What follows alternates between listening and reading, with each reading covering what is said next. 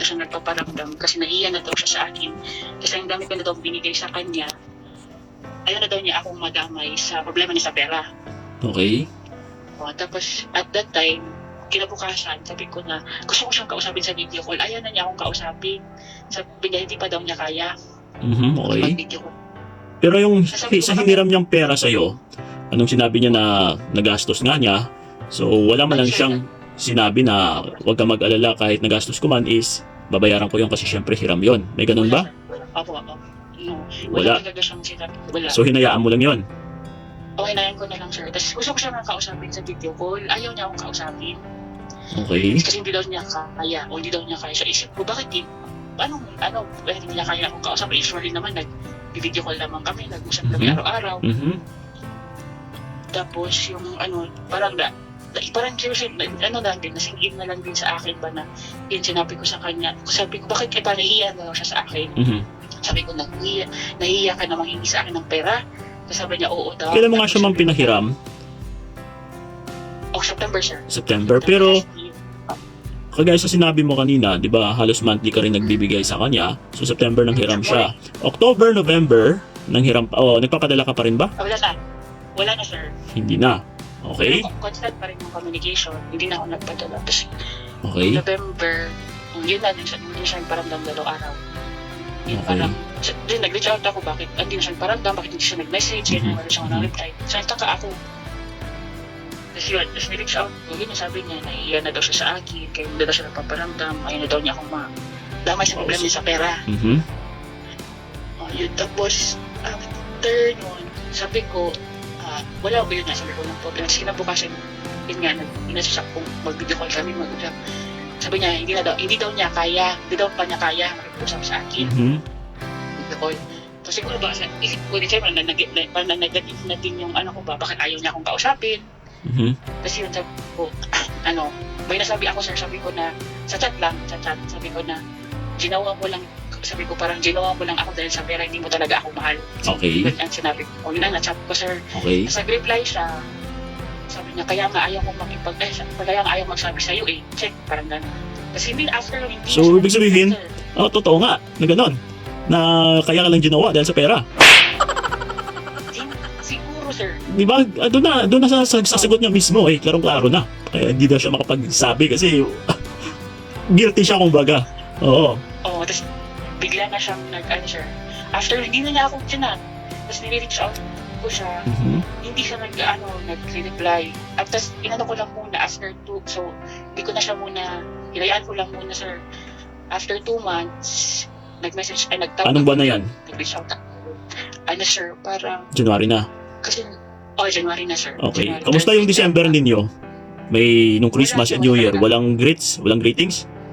Wala. Hindi din siya nag-reach out sa akin. Okay, so, fast forward sa January. Sino yung unang nag-reach out? Ako, sir. Tumawag ako, sir. Okay, sinagot. Tapos sinagot niya.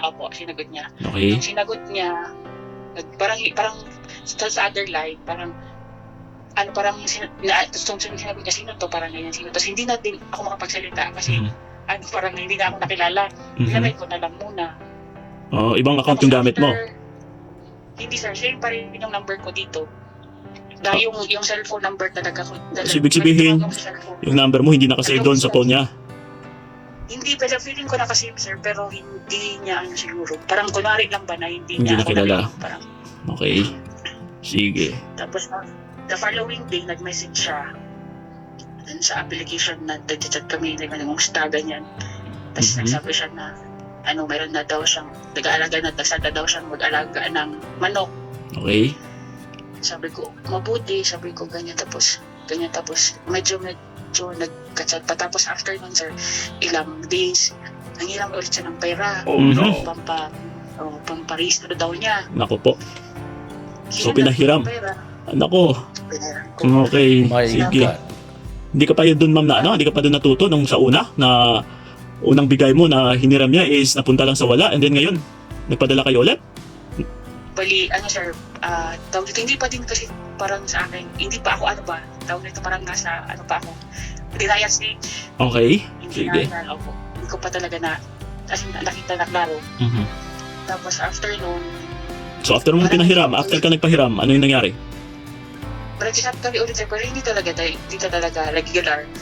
Nag-chat tapos nagre-reply ng after a day, tapos nagre-reply din ako matagal, hindi na din masyado yung constant. Tapos nag-video call kami sir. Tumawag siya. Kasi pinipilit ko talaga mag-usap kami. Kasi ayaw na talaga kasi akong kausapin. Tumawag siya pero mabilis lang. Nagkumusta lang ako. Tapos yung parang feeling ko na parang wala na talaga. Wala na siyang parang abot pa. Okay. Tapos ininayaan ko na lang din. Tapos after few days parang siya, bumalik yung niya. Sabi niya naging sweet siya ulit. Tapos sabi niya na nag-sorry din ako sir. Actually nag-sorry ako na dun sa nasabi ko na yung tawag nito, baka feeling ko kasi that time nasabi ko na ginawa ko na ako dahil sa pera. Feeling ko kaya hindi siya nag-reach out dahil baka nasaktan siya or na baka siya sa sinabi ko. Okay. Kaya nag-sorry din ako sa kanya dun sa sinabi ko. Tapos parang naging okay man din siya after nung nag-sorry ako. Tapos meron yung time na nasabi siya na gusto daw niya bibihin siya, gusto niya na Suyuin. ibigay ko yung lahat ng gusto niya. Okay. Tapos nagsabi siya ng mga specs ng motor. Nako po. Tapos sinabi ko sa kanya, ganito, wala man akong pera this time. Sabi ko. Tapos bigla siyang nagalit sir. Sabi niya, ano ba talaga, ano bang gusto mong iparating sa akin? Okay. Sabi niya. Tapos sabi ko, hindi naman ako nagkikipag-away sa'yo. Tinatanong ko lang, sabi din pala, ano ba talaga ako sa buhay mo? Sabi ko. Tapos sabi niya, kung gusto mong makipag-away, basta ako hindi. Tapos sabi ko, hindi naman ako nakikipag-away sa'yo eh. Sabi ko, ganyan. Tapos nag-reply siya ng, alam mo yung reply na check TSK?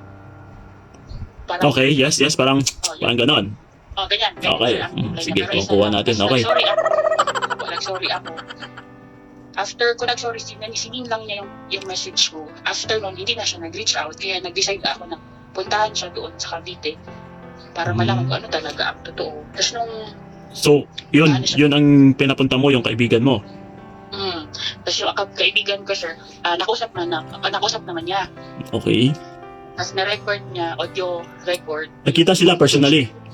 Yes sir, personally nakita sila. Mabuti nagpakita. Ano yung friend mo? Babae, lalaki? Ano siya sir, nasa LGBT community. Okay. Sige. Tapos ang Lesbian, kumbaga. Lesbian? Apo. Okay, sige. Friend ko dito. Pero hindi na nagkakilala lang din kami through yun sa kaibigan ko dito. Sige, so nung nakita sila, ni-record. Tapos yun sir. Ni-record niya. Narinig ko lahat nung sinabi niya, ang sagot niya. Tapos yung paninimulang tanong nung kaibigan ko dun sa kung nagkausap sila is sabi niya na hindi daw kayo okay ni ganito ganyan. Tapos ang response niya is sabi niya na binaliktad niya ako sir, sabi niya na ako daw yung nangulit. Sabi niya wala naman na daw po, ako daw yung nangulit. Tapos sabi niya binlock na daw niya ako since last year. Okay. Tapos lately lang na nag-chat kami ulit.